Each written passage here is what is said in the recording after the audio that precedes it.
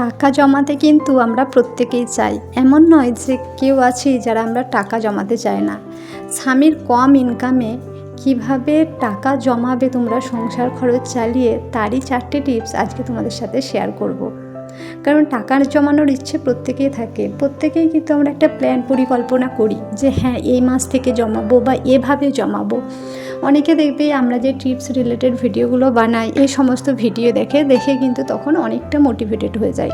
তখন ভাবে যে হ্যাঁ আমরা পারবো, তো আজ থেকেই শুরু করে দেবো, আজ থেকেই জমাবো বা কাল থেকেই জমাবো, যে যার মতো করে, বা কেউ ভাবে এই মাসের মাইনেটা পেলেই জমাবো। এভাবে কিন্তু সবাই চায় টাকা জমাতে, তো পারে না সবাই। কি প্ল্যান করে চললে টাকাটা জমাতে পারবে, কিভাবে তোমরা সংসার চালিয়ে নিজেরাও কিছু উপার্জন করতে পারবে, তার সাথে স্বামীর কম ইনকাম থেকেও টাকা জমাতে পারবে, তারই দুর্দান্ত টিপস আজকে শেয়ার করব। তাই ভিডিওটা স্কিপ না করে দেখতে থাকো। হ্যালো এভরিওয়ান, আসসালামু আলাইকুম। কেমন আছেন সবাই? আশা করব যে যেখান থেকে আমার ভিডিওটা দেখছেন প্রত্যেকেই খুব ভালো আছেন আর সুস্থ আছেন। আমরাও কিন্তু আল্লাহর অশেষ রহমতে অনেকটাই ভালো আছি। দেখুন, টাকা জমানোর প্ল্যান তো আমরা সবাই করি, তাই না? কিন্তু টাকাটা জমাবো কী করে? আবার অনেকে দেখবেন খুব ভয় পেয়ে যায়, টাকা সঞ্চয় করতে হবে, এটা একটা বিশাল ভয়ের ব্যাপার। এত কম রোজগার, অল্প ইনকাম, কীভাবে সম্ভব? এই অভাবের সংসার, কি করে আমরা টাকা জমাবো? অনেকে কিন্তু আতঙ্কে আটকে ওঠেন যে টাকা কি জমানো যাবে? আমাদের এত কম ইনকামেও কি সম্ভব? হ্যাঁ সম্ভব। তুমি 10,000 টাকাও যদি মাসে ইনকাম করো তাও সম্ভব।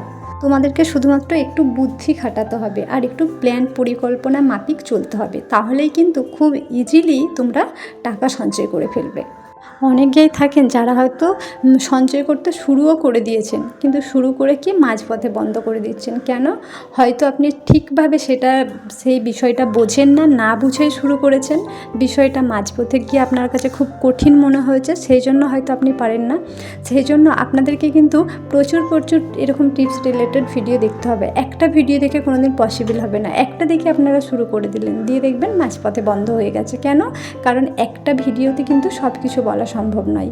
তাই বিভিন্ন ভিডিও ফলো করবেন। শুধু আমার বলে বলছি না, আমার না হলে অন্য কারোর ভিডিও, যার ভিডিও আপনাদের বুঝতে সুবিধা হবে, যে ঠিক করে আপনাদেরকে বোঝাতে পারবে, তার ভিডিও ফলো করুন, করে টাকা জমাতে শুরু করুন। কি বলুন তো, টাকা জমানোটা না, সঞ্চয়টা হচ্ছে অঙ্কের মতো। যেই বিষয়টা আপনি যদি একটু ভালো করে বুঝে যান, ব্রেনে নিয়ে নেন, তাহলে কিন্তু আপনার কোনো রকম অসুবিধা হবে না, আপনি খুব সহজেই জমিয়ে ফেলতে পারবেন। কিন্তু বিষয়টা যদি আপনারা বুঝতে না পারেন, ওই মুখস্থবিদ্যে করে কিন্তু অঙ্ক হয় না, মুখস্থবিদ্যেতে কোনো কিছু হবে না। দেখবেন আমরা ছোটোবেলায় যখন অঙ্ক করতাম, অঙ্ক, ইংলিশ, এই সমস্ত সাবজেক্টগুলো কিন্তু আমরা প্রচণ্ড ভয় পেতাম যে অঙ্কে এত নাম্বার কিভাবে পাবো, ইংলিশে কিভাবে পাবো। কেন পাবো না? যেখানে আমরা বাংলাতে পাচ্ছি, অঙ্কে কেন পাবো না বা ইংলিশে কেন পাবো না? বিষয়টা বুঝতে হবে। ওই একটা ভয় আমাদের মধ্যে, অঙ্ক মানেই একটা ভয়ের বিষয়, তাই না? কিন্তু আপনি সেই অঙ্ক সাবজেক্টটা এমন একটা স্যারের কাছে টিউশন পড়লেন যে দেখবেন খুব সুন্দরভাবে আপনাকে বিষয়টা বুঝিয়ে দিতে পারে, অর্থাৎ সূত্রটা আপনার ব্রেনে খুব ভালো করে ঢোকাতে পারে। যখন আপনি একটা অঙ্কের যখন সূত্র বুঝে যাবেন, তখন কিন্তু আপনি আর অঙ্ককে ভয় পাবেন না। তখন দেখবেন আপনার সবথেকে সহজ বিষয় কিন্তু অঙ্ক সাবজেক্টটাই হয়ে যাবে। কারণ অঙ্ক হচ্ছে ভীষণ সহজ, বাংলার থেকেও অঙ্ক সহজ যদি আপনি সূত্র বুঝে যান। সঞ্চয়টাও কিন্তু সেম, যদি সঞ্চয়ের সূত্রটা আপনি বুঝে যান, তাহলে কিন্তু সঞ্চয় করা ভীষণ কঠিন। তখন কিন্তু খরচা করতে গেলে আপনি ভয় পাবেন, অর্থাৎ ভাববেন যে এটা আমি কেন খরচা করছি, এই পারপাসে কী জন্য করব, এটা আমার প্রয়োজন নয়। তো সেই জন্য আপনাকে আগে হিসাব শিখতে হবে, তবেই কিন্তু আপনি সঞ্চয় করতে পারবেন। আমার প্রত্যেকটা পয়েন্ট কিন্তু আপনারা খুব ভালো করে শুনবেন, তাহলেই কিন্তু দেখবেন ইজিলি পারবেন।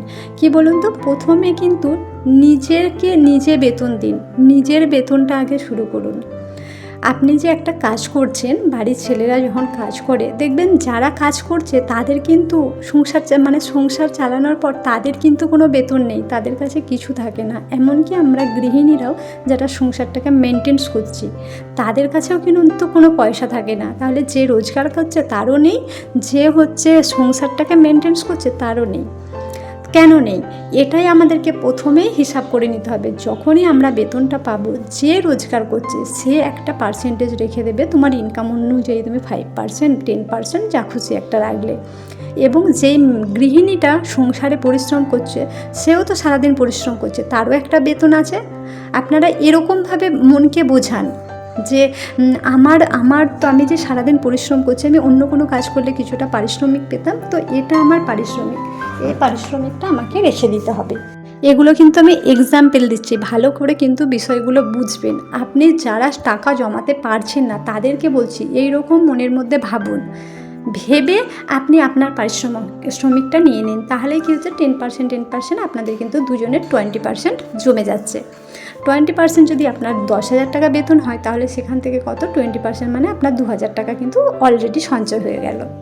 আরও একটা পয়েন্ট বলে দেখুন, আমাদের এই ছোট ছোট বিলাসিতাগুলোকে কিন্তু আমাদেরকে বন্ধ করতে হবে। ছোট ছোট বিলাসিতা কীরকম? যেমন ধরুন আমি আর কোনো কিছু প্রয়োজন, সাংসারিক বলুন বা যা কিছু বলুন, আমার কিছু একটা জিনিস কেনার প্রয়োজন আছে, যে জিনিসটার দাম হচ্ছে 200 টাকা। এখন ওই যে অনলাইনের সমস্ত কিছু অনলাইনে হয়ে যাচ্ছে, আমরা কি করছি, বাজারে বেরোচ্ছি না, এই তো অনলাইন থেকে এটা পেয়ে যাব। 200 টাকার জিনিসের জন্য আবার বাজার যাব, ওই একটা কুড়েমি ব্যাপার। 200 টাকা, তার জন্য বাজার যেতে হবে, অনলাইনে অর্ডার করে দিই। আপনি যখনই ওই অনলাইনটা খুললেন, যখন অনলাইনে অর্ডার করতে গেলেন, তখন দেখবেন আপনার যেটা প্রয়োজন নেই সেই টাইপেরও কিছু জিনিস কিন্তু পেজের প্রথমেই চলে আসছে। আর তারপরে আপনার দেখে হয়তো খুব আকর্ষণ হলো যে এই জিনিসটা নিতে পারলে আমার খুব ভালো হতো। তারপরেই যখন আপনি আপনার প্রয়োজনের প্রোডাক্টটা অর্ডার করতে যাচ্ছেন, দেখছেন সেখানে ডেলিভারি চার্জ লাগছে। আপনি 200 টাকার জিনিস সাপোজ ধরুন কিনছেন, তো 200 টাকায় আপনার ডেলিভারি চার্জ লাগছে। এটাই যদি আমরা 499 টাকার নিই বা 500 টাকার নিই, তাহলে দেখছি ডেলিভারি চার্জ ফ্রি। অথচ আমি যে জিনিসগুলো দেখেছি সেগুলো আমার বেশ পছন্দের, আর সেগুলো সমেত যদি আমি নিয়ে নিই, আমার বেশ 500 টাকা হয়ে যাচ্ছে। তখন আমরা কি করি বলুন তো, ওই আবেগে পড়ে 500 টাকার জিনিসে অর্ডার দিয়ে দিলাম। কেন? আমাদের ডেলিভারি চার্জ লাগছে না। এই ডেলিভারি চার্জটাকে বাঁচাতে গিয়ে কিন্তু আমরা আমাদের অনেকটা টাকা ফালতু নষ্ট করে ফেললাম। আমাদের কিন্তু 300 টাকা বেকার ওখানে নষ্ট হলো। দেখুন, ওনারা কিন্তু ব্যবসা করছেন, যারা ব্যবসা করছে তারা কিন্তু আমাদের থেকে অনেক বেশি বুদ্ধিমান বা বুদ্ধিমতী, যে ব্যবসাটা করছে।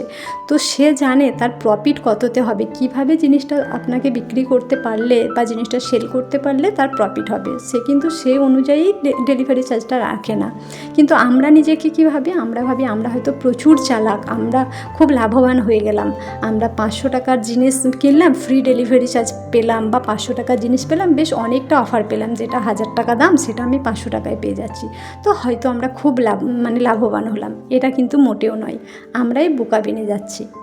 এরপরে আরেকটা পয়েন্ট হলো 3 নম্বর পয়েন্ট। তো এই পয়েন্টটা হচ্ছে যে আমাদেরকে কিন্তু প্রত্যেকটা জিনিসের নোট ডাউন করতে হবে, অর্থাৎ প্রতি মাসের নোট ডাউন আমাদেরকে করতে হবে। আমরা যদি আমাদের নোটবুকে লিখে রাখি যে আমরা কোন পারপাসে কত টাকা খরচা করছি, তবেই কিন্তু আমরা সঞ্চয় করতে পারবো।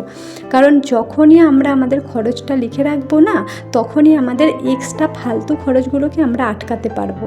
আর আমরা যখন আমাদের ফালতু খরচ আটকাতে পারবো, তখনই কিন্তু আমরা টাকা সঞ্চয় করতে পারবো। তার আগে কখনোই কিন্তু সম্ভব নয় টাকা সঞ্চয় করা।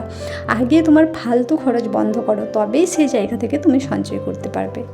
আর এই যে নোট ডাউন করবে, এটা কিন্তু আপনাদের ফ্যামিলির প্রত্যেককে করতে হবে। যে আপনি একা সমস্ত কিছুর হিসাব করে গেলেন, আপনি টিপুটাপু করে খরচা করলেন, কিন্তু বাকি ফ্যামিলি মেম্বাররা হিউজ পরিমাণ খরচ করলো, তাতে কিন্তু কোনোদিনই সেভিংস সম্ভব নয়। সেভিংস করতে গেলে ফ্যামিলির প্রত্যেকটা মানুষকে কিন্তু বুঝতে হবে, সেটা ছোট থেকে বড়।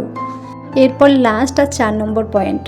4 নম্বর পয়েন্টটা হচ্ছে কি, যে আমাদেরকে ধার নেওয়ার বন্ধ করতে হবে। আমাদের যাদের রোজগারটা একটু কম হয় না, আমরা দেখবেন প্রচুর পরিমাণে ধার নিই, যেটা ইএমআই নিয়ে নিলাম, নিয়ে আমরা শোধ করে দেবো। কিন্তু যারা ধার করবেন তারা কখনো সঞ্চয় করতে পারবেন না। আপনার যতটুকু ইনকাম হোক সেটার মধ্যে আপনাকে ব্যালেন্স করে চলতে হবে। এই ধার নেওয়া কিন্তু টোটালি বন্ধ করে দিন। তো আজকে আমাদের ব্রেকফাস্টে বানানো হয়েছিল লুচি, আর তার সাথে বানিয়েছিলাম কাশ্মীরি আলুর দম। তো কিভাবে কাশ্মীরি আলুর দমটা বানালাম সেটা কিন্তু তোমরা ভিডিওর মধ্যে দেখেই নিয়েছো। আমি যেহেতু টিপসের কথা বলছিলাম, সেই জন্য রেসিপিটা শেয়ার করতে পারিনি।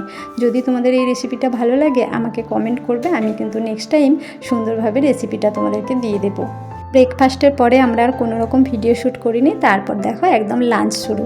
লাঞ্চে ছিল ভাত, আলু পোস্ত, চিকেন কষা, আর ওই কাশ্মীরি আলুর দম অল্প একটু ছিল, ব্যাস ওইটাতেই কিন্তু আমাদের আজকে লাঞ্চ হয়ে গেছে। আর এই টাকা জমানোর টিপসের ভিডিওগুলো তোমাদের কেমন লাগে অবশ্যই কিন্তু তোমরা কমেন্ট করবে। আজ তাহলে আসি, ততক্ষণ সবাই ভালো থাকবে, সুস্থ থাকবে, আর আমাদের জন্য অনেক অনেক দোয়া করবে। দেখা হচ্ছে আবার একটা সুন্দর টিপসের ভিডিও।